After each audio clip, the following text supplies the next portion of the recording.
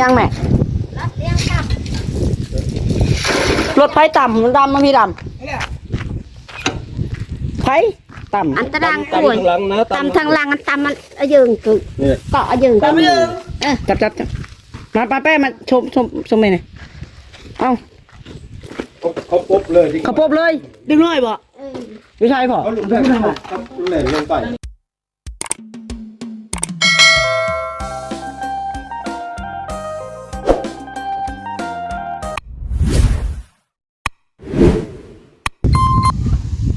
มาพี่น้องเนาะเปิดภาพมาพี่น้องเลยพาโตบรรยากาศตอนนี้เนาะคนใกล้ชิดแล้วล่ะพี่น้องเลยเอาลงไปอีกลบจักว่าพอเนาะเอาอีกรถหนึ่งพี่น้องพาโตเอาจังใดก็ได้ทักทายสบายดีแม่เอฟซีเบิร์ดสุขูสุคนพี่น้องเลยเนาะพอกับทานน้องหลาอีกคือเก่าคือเดิมพี่น้องเลยนี่แหละกำลังสิชวนกันลงไปอีกพี่น้องเลยลบหนึ่งเนาะหลังจากแล้วการน้องหลาก็จะมีรางวัลเล็กน้อยให้ทางทีมงานเฮาพี่น้องเลยเนาะกับโบบี้ยาก็พี่น้องเลยเนาะรางวัลก็จะให้เงินเพิ่นเล็กน้อยพอได้เพิ่นได้ซื้อบัตรตำเงาะตำเงินพี่น้องเลยเพราะว่านี่ก็คนดินก็สนิทแล้วพี่น้องเนาะมันก็เลือกประหยัดปันใดละวันจะเพิ่น นี่แหละบ่าวดำแปะพี่น้องเลยแล้วก็ทางนั้นอันแปะหามาพี่น้องเลยเนาะ เป็นน้าเบ้าพี่น้องเลยเป็นน้าเบ้าทางแปะเป็นชวนมานำว่ะเอาจะได้ก็ได้ลงไปอีกเนาะยังบ่พอพี่น้องน้อยนึงก็ว่าจะเอามันแล้วเลยมื้อนี้แล้วบ่แปะเชียวมันแล้วเลยพี่น้องเลยเนาะป่าคนแล้วคนยางพี่น้องเลยเนาะเอาดินยางเข่าเต็มแล้วก็มือเริ่มเก็บไม้เก็บตอกขึ้นมือเนาะเก็บไม้เก็บตอกขึ้นแล้วก็อันยังหูพี่น้องเลยเนาะอันแนวหมอกในมุ้งพี่น้องเลยยังทันมีบอดหรือว่าจังใดเนาะน้องหลาก็โอ้โหคือกัดหน้าชี้ยังแหละพี่น้องเลยเนาะยังทันมีพออันนี้ก็ยังทันได้แล้วเนาะ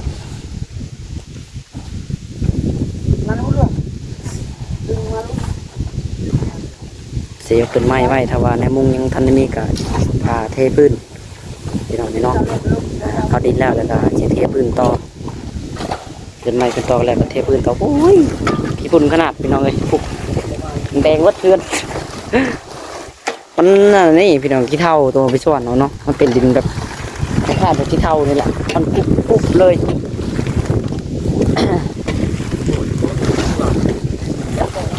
ไปดึงลงอยู่บ่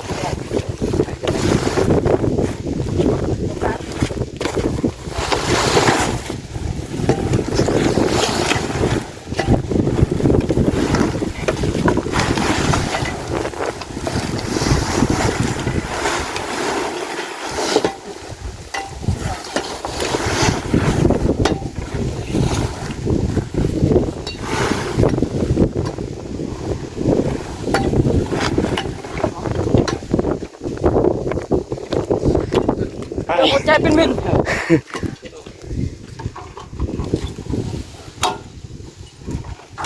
ไปลงโลกดีกว่าประหยัดน้ำมันฝอยลงโลกชงอยู่บ่ล่ะ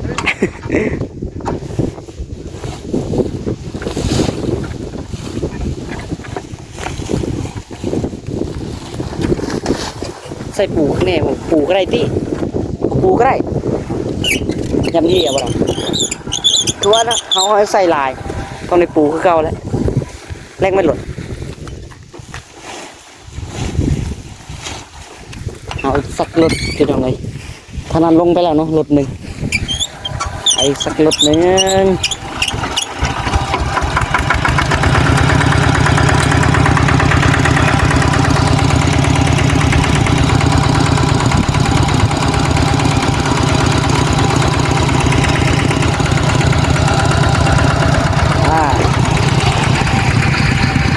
คิดบอก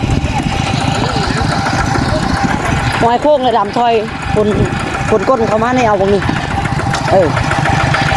เอาใกล้ๆนี่นะบ่เอาตัวมันเป็นกี่เท่าเป็นยางกีดแห่นี่นี่ตัวนี้ก้อนกองๆแต่นั้นแหละไปแกนนั่นแหละเอาครับแถวๆนี้บ่ตลอดกลุ่มพุ่นบ่บ่ให้เนาะตัวนี้แข็งแข็งแน่เนาะพี่ได้ดำเว้ยดำถอยมารถจ้ะถอยมารถพี่อยู่พี่ปัญญาเต็มรถอยู่พี่นี่แข็งเต็มรถเหยียบมันเหม็นหาส่วนยากแล้วเนาะ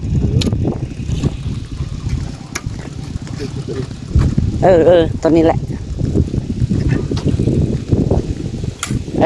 เป็นขี้แห่อยู่ทรงยีรอกถ้าพุ่นเป็นที่เข้าเลยอ๋อเพียงรถใหญ่เขาเจ้าเหยียบแก้ขึ้นได้หลายก็ได้หน่อยโอ้ยใส่น้ำให้แจ็บคักเปิดดิเนาะเป็นคล้ายๆขี้เท่าเลยนะพี่น้องแต่ว่าคันได้ลงหอดดินแล้วคักตัวนะแจ็บคักโยกมาแล้วรุนนะได้เลยนะ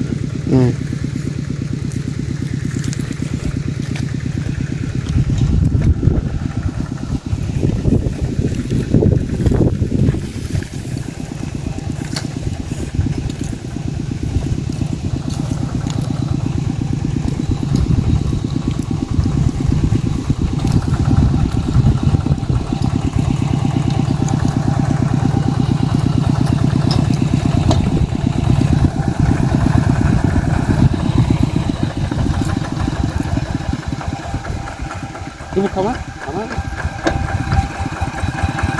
โอเคปูพายางบานขี้ฝุ่นต้องปุ๊บได้เลยนี่ขี้ฝุ่นไป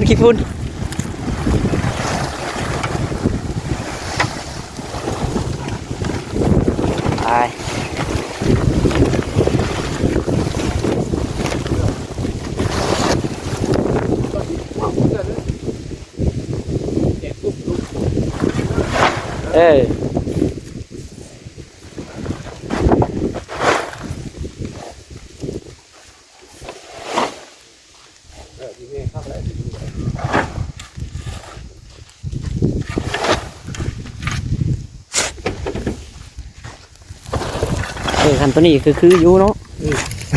ควันแล้วชี้ดาวคนเข่าตัวนึงก็ได้หลังตัวนั้นกันดินนั่นนี่บัดแนวจกอันหันเลยตัวนี้เป็นดินให้หน้าข้าเจ้าเลยมันก็ได้นี่ผงขอนกุบคือว่านะให้ยังไงก็เดี๋ยวเปิดวับกับไฟตอกเอาอีกแล้วเนาะพี่เบาดำจิ๋วเป็นเบาดำเลยบ้านี้เนาะอยู่กงเลยพี่น้องมันเอาหมดทันเนาะเยอะเปิดว่ากับไฟตอกเอาอีกแล้วพี่น้องเพลงไม่โม้ในวันนี้เบาดำเลยจะชื่ออยู่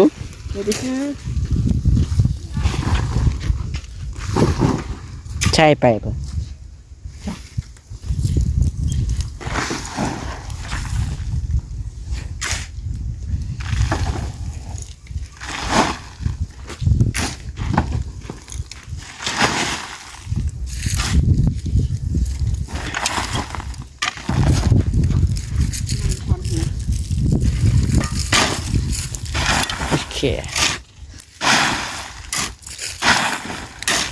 ส่วนมีอันเดียวพี่น้องเนาะมันชวนอยู่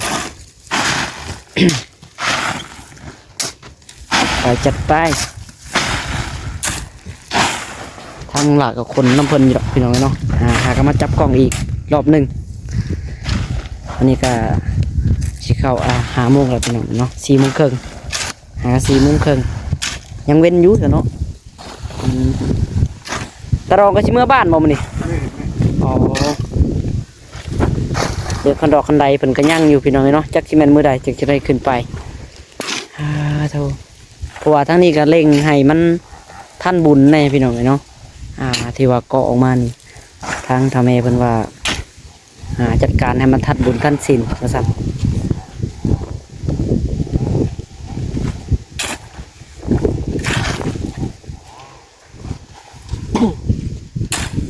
บุญนี่ก็เริ่มจ่อเข้ามาเลยพี่น้องไงเนาะจ่อแล้วโอ้ย สาวปลายแล้วไปจักนี่ดีสาวอย่างไรพี่น้องที่สาวเอ็ดแล้วเด้นะ จ่อกับมาอะไร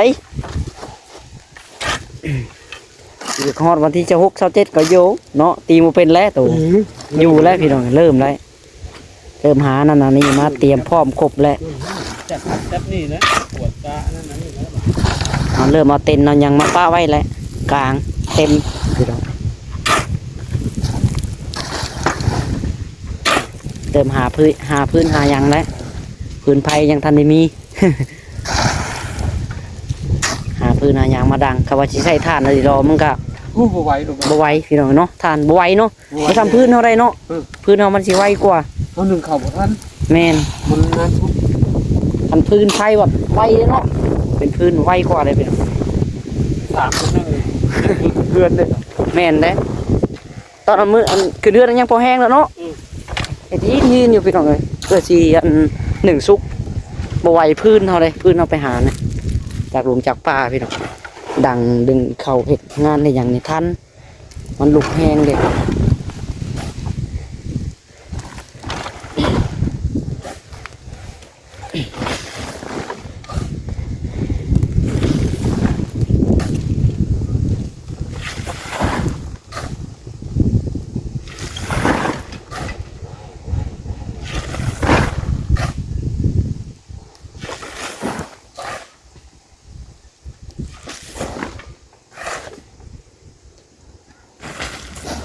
คันว่าเรื่องทาเรื่องหยังมาได้แต่ปิ้งเนาะปิ้งชิ้นเป็นให้อยู่ให้กินไหวอยู่พี่น้องเอ้ยคันเฮานึ่งข้าวว่าเฮาต้องได้นึ่งใส่หม้อเลยเนาะใส่หม้อใหญ่ๆพี่น้องเอ้ยใครสินึ่งใส่หวด โอ้จักสิมันจักหวดเนาะ บ่ทันดิพี่น้องเอ้ยใครสินึ่งใส่หวดนี่ปัดเฮาต้องได้นึ่งใส่หม้อหม้อเวียดหม้อหยังเขาเจ้าเฮ็ดแบบอ๋อนั่นตัดไม้ตัดนั้นอันนั้นใส่ห้องก้นพี่น้องเอ้ยแล้วก็ออกมาสิกมาขล้นซุกมันจังทันงานนี่จ้ะเอาทันงาน เราไทยบุไปเลยเช็ด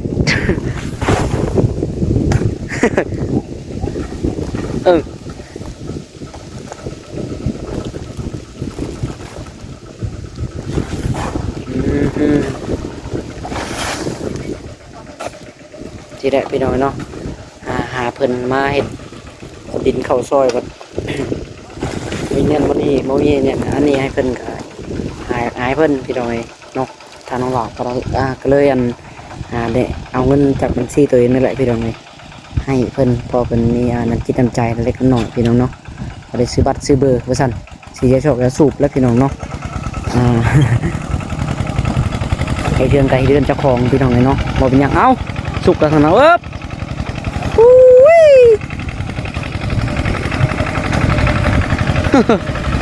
เบาเร่งรถจังขึ้นน่ะ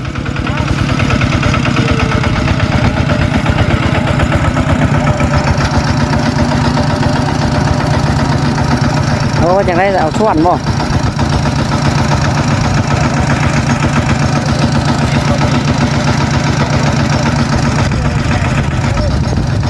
จัดไป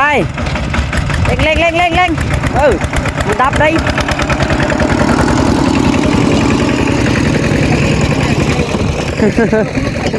เป็นได้ตีดเปย์บ่ ตีดเปย์ตอนนั้นปะยังรถเฮาบังพี่น้อง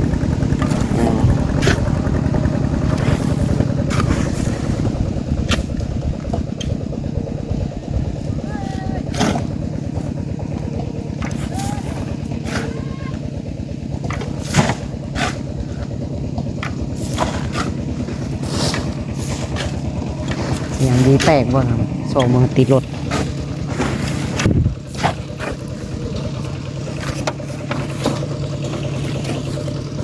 สักมือกับจีฮอดก็หันนับมือนับกันพี่น้องหาพื้นหาหยังไว้ได้กลุ่มเท่าก็ได้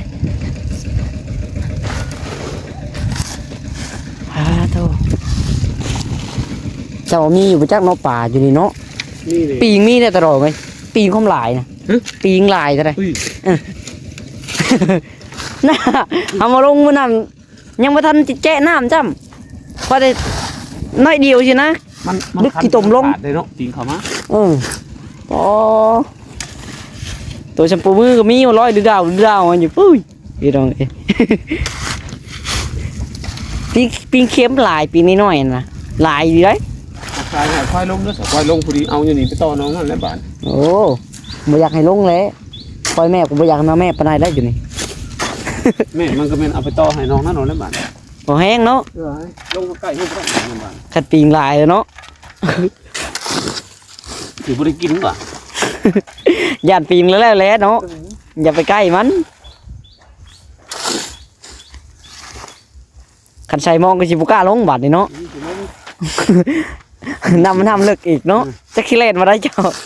ลอยมาหากันเลย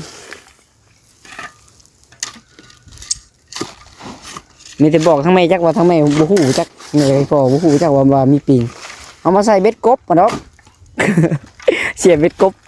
กับอันดาวเพิ่นลงในจอมไหลมาดาวปิงโชคชามโตบ่หุ่มมาน่ะตองนั่ง ฮะพี่ไปยังแม่นู่น ชวนไก่ บ่เต็มนี่ก็มันง่ายมาตัวนี้เต็มนี่หลายอยู่ตัว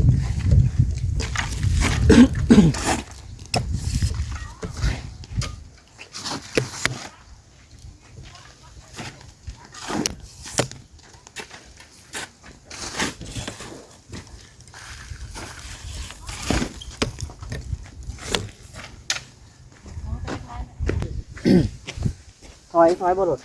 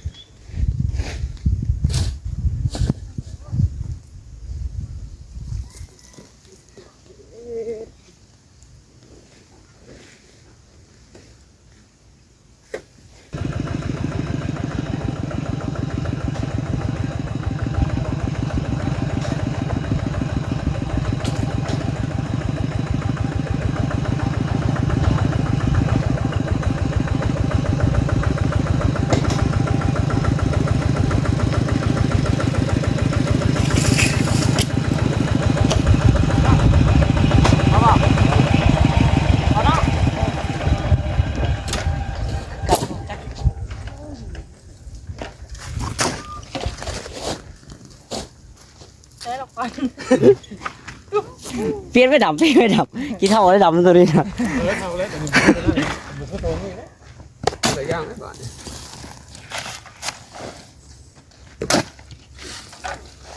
ไปใช้โอทีฮะไปใช่จะผ่าจะมีดบ่จะย่างเป็นญาติเลยโอทีนี่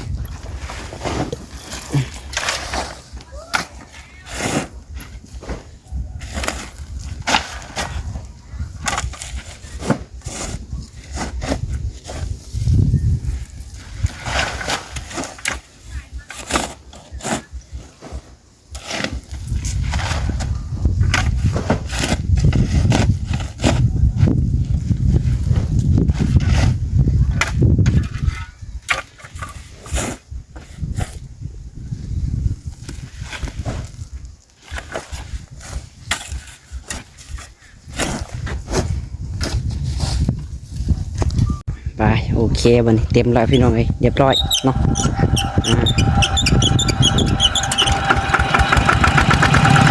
จัดไปจวดนี่ไปพี่น้องเอ้ยโอเคบัดนี้ เมื่อฝนลงแล้วก็ถ่าทางพ่อมาพี่น้องเนาะกับแม่เพราะว่าทางแม่เพิ่นขึ้นไปตลาดอยู่พี่น้องเลยเงินน้องลาวจะโอนออกแล้วแต่ก็ยังท่านได้ไปเอาตัวให้ทางแม่กับพ่อเอามาให้เลยพี่น้องเลยเนาะโทรบอกเพิ่นเมื่อกี้นี้ให้เพิ่นนี่ได้พี่น้องเลยเนาะคนดินคนกลางไส้ให้ซอยได้ซะน้องลาก็ได้ ไปเดี๋ยวรอตอนพ่อกับแม่มาบัดนี้พี่น้องเลยจังใดก็ได้เนาะสิเต็มบ่เต็มก็ทับเบิกพี่น้อง น่าสิเต็มอยู่หรอกเนาะมันก็บ่ได้อันใดพี่น้อง ไปจ้ะ ยังแม่ รถเลี้ยงกับ รถไฟต่ำมันดำมาพี่ดำไฟต่ำ อันตราง ตำ กล้วย ทางหลังนะ ตำทางหลังอันตำมันยืงคือ นี่ เกาะยืง จับมาป้าแป้มาชมเลยนี่เอ้า เขาปุ๊บเลยที่ เขาปบเลยดึงน้อยบ่ไม่ใช่พ่อ เขาลุกได้ครับเล่นลงไป อันเจ็บเด้อเต่าตัวไว้ไว้ รถตามมีแม่ เต่าตัว โอ้ย อ้าว มาพ่อจะเด้อเอาไปใหญ่ เจ็บเด้อวีติแล้วนะ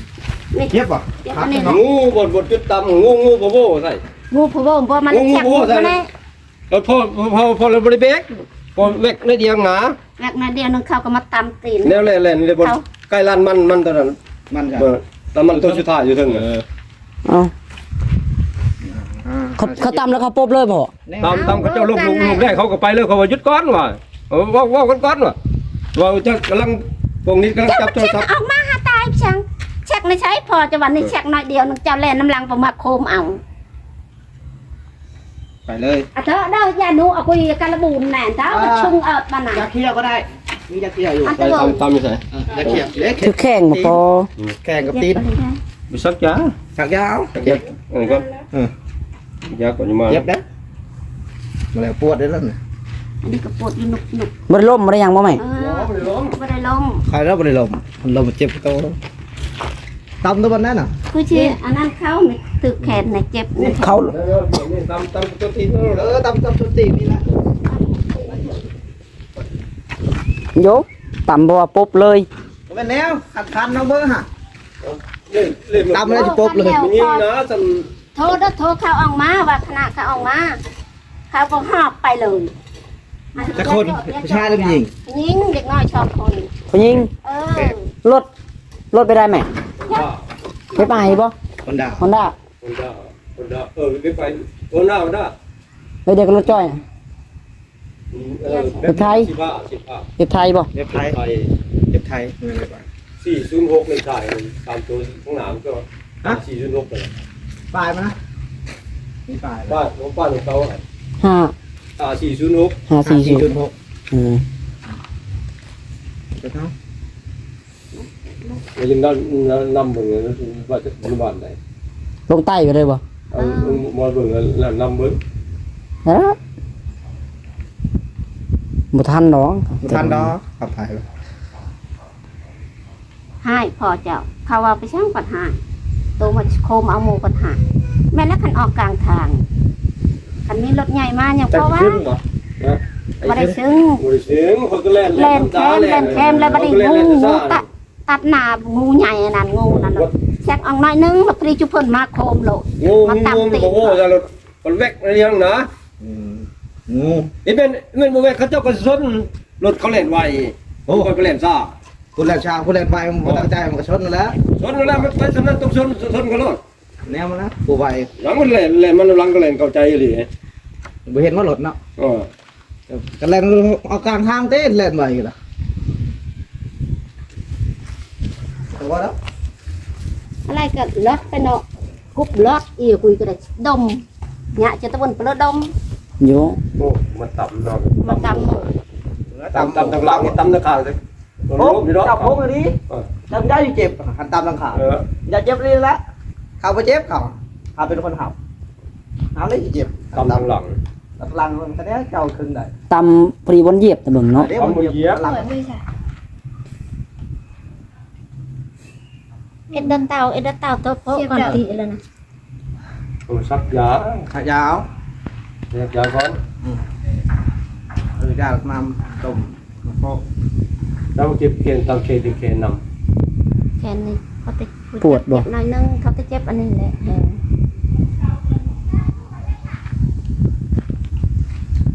เฮ็ดมาจ้อยถ้วยน่ะรถตามมีแม่น่ะ แล้วตั้งไงตำป่า ไข่ติ ำสาวรุ่น โอ้ยช่างเขาย่อเนี่ยน้อยนี่ เขาตำแล้วเขาไปเลยจอยเขาตำแล้วเขาไปเลย ตำลงไปเลย เขาปบเลย ยิ่งชอบตำกัน 406เลขแล้ว 06ถ่าย ทายเป็นชุด6 5 4ชุด6ชื่อบุคคล เอาไผ่แม่มันผมแม่ บ่บาทเปลี่ยนฮะ บ่ได้หน้าเขาบ่จ้ะ เห็นมาแล้ว เห็นกับบ่จักเขาเนาะ ฮะ เป็นเว้าน้องครับ กันเว้าน้ำ บ่จัก เขา เขาเนาะ จูบช้างมาต่ำ กลับบ้านได้จ้ะทางที่ปากครับ บนเรือ พี่พ่อก็เห็นบ่ เออเห็นกัน ผมแหละเว้นได้ ตำกันแล้วรถล่มไม่ได้อยู่เห็น เข้าล่มเฮา ค บ่ อย ได้ นั่ ล่ ง ม คอยเทือโทรศัพท์คอยเทือโทรศัพท์คอยเจ้าแล่นออกหลับแล้ว เขาลงมันทั้งใจบ่ เออ หลับน้ำหัวเขาแล้วโทรศัพท์คอยเทือ ไม่รู้ว่า โอ้ย เช้าชาไปยิงครับ ลูกไผ่นี่มันลูกไผ่เลย เอาล่ะ ลูกเมีย ลงเรือมาลูกอ่ะ สาวจ้อยบ่จ้อยเจ้าจ้อยบ่เออ จ่อยว่ารถคันนี้ยังพอสีผ้า คันสีฟ้านะ วิ่งหล่า ยิง คัน คน สองแกเขาสายอยู่แต่ละ ไปจบกระเติบมันก็มือดอก เป็นตัวรถมันก็เต่าหักคอเต่าเจ้า คันสีฟ้าเว็บไทยจ้อย ถ่ายกันจีบบอกเคยเห็นแล้วเห็นกันเลยเอาไปน้ำ นี่เถอะตัดหนักนี่ น้ำ เถ พ อะ รใส่ละลายใส่เราเล่นไปแล้วฉันเราลงไต่ ปวดบ่แม่ ได้ลงไต่ มันปวดนั่นแหละ มันหนาวจังเนาะ ปวดแล้วตามแขงมันแห้งขาดหัวโหกันตลอด มันจนไข่น่ะ แข็งลืม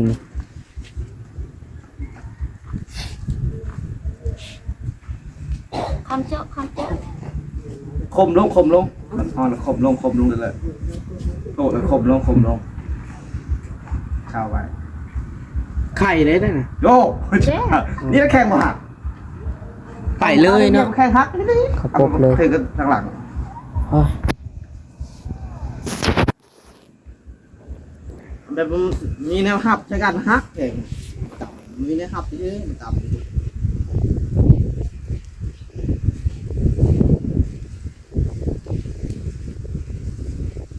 ชื่อมันอย่างไรชื่ออะไร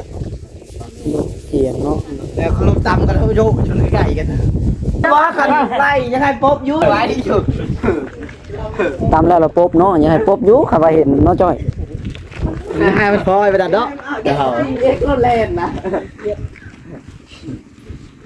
สวยแล้วโดยแม่ นิ้วเบิ่ง ดูมันนี่เราจ่อยยิ่งเบิกยังอีกหน่อยมันเลยน้ำตา เบี้ย เอาเงินให้บ่ดำก่อนพี่น้องเนาะหาคนดินคนหยังซอยอันนี้ก็บ่ได้อันจ้างเนาะพี่น้องเลยเนาะหาเหือหาแห้งเพิ่นมาขนซอยนี่แหละเขาว่าบ่ให้อะไรแล้วเพิ่นยังมีในจิตน้ำใจเนาะก็ต้องได้ให้อะไรพี่น้องนี่ได้เล็กน้อยพอได้ซื้อบัตรจำนวนเป็นเงินได้100,000พี่น้องเลยเนาะ เขาบอกว่าหลายคนอยู่เนาะบ่แม่นแต่ว่าอันนี้พี่น้องให้กันผู้ละแสนหลายคนเป็นผู้พอแล้วก็ทางพ่อเฒ่าว่าดำน้ำเนาะหลายคนอยู่พี่น้องไปซะจะออกไปหน้าบ่ โดย พี่น้องเนี่ยไม่รู้ทรงเซ็งเนาะ เบิ่งได้ขับรถน่ะอย่าซิ่งได้แล้วเนาะ เพิ่นเอาไปหน้าพี่น้องมันค่ำแล้วนี่ก็ได้5 โมงแล้วที่เขา6 โมงแล้ว ดูสักคนยุบไปยังไงเจ๋งเลย ไปพี่น้องโอเคสำหรับวันนี้ก็ขอโทษพี่คอนพี่น้องเลยเนาะเอาบายบายยังทันไปให้เดียววันนั้นน้องก็ให้เนาะบอกส่งแล้วก็น้องทันว่าพี่น้องทางตาดองและดองเพิ่นก็เมื่อแล้วพี่น้องทางตาดองมันก็ได้กลับมือแล้วเนาะเอาใจอะไรก็อยู่ดีๆทุกคนพี่น้องเนาะบายบาย